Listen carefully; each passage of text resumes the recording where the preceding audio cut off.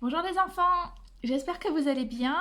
Alors comme on n'est pas encore de retour à l'école, j'ai envie de vous parler un petit peu par vidéo et de vous présenter un petit peu le travail de lundi et mardi. Et pour commencer, j'aimerais vous proposer de lire une nouvelle histoire.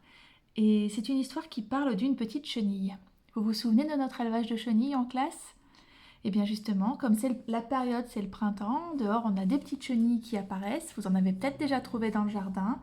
Je ne peux pas vous montrer nos petites chenilles parce que figurez-vous que nos petites chenilles n'ont pas survécu. Je n'ai plus de chenilles pour le moment à vous présenter, à vous montrer. Ce n'est pas grave, si je retrouve des petites chenilles pour faire notre élevage, j'en ramènerai à l'école quand on se reverra. En attendant, je vous présente la nouvelle histoire qui s'appelle La chenille qui fait des trous.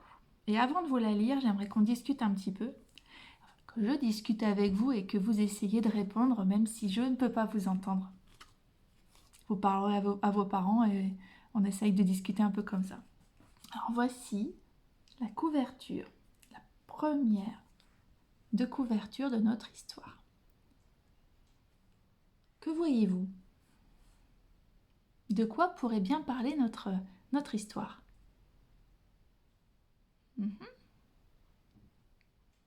Une chenille. La chenille qui fait des trous. Voilà comment elle s'appelle. Euh, à votre avis, pourquoi est-ce qu'elle va faire des trous, cette chenille? Vous vous souvenez ce qu'elle faisait, nos petites chenilles, nous? Voyons voir. Si je déplie le livre et que je vous montre la quatrième de couverture. Voilà la première, voilà la quatrième page de couverture. Regardez un petit peu. Ça vous donne une idée?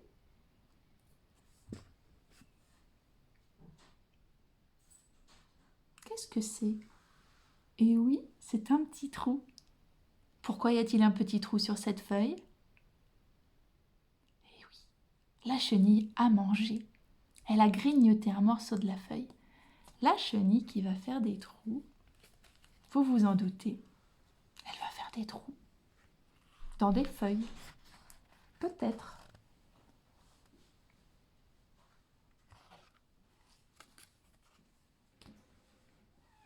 Je ne vous en dis pas plus. Il va falloir après que vous écoutiez l'histoire.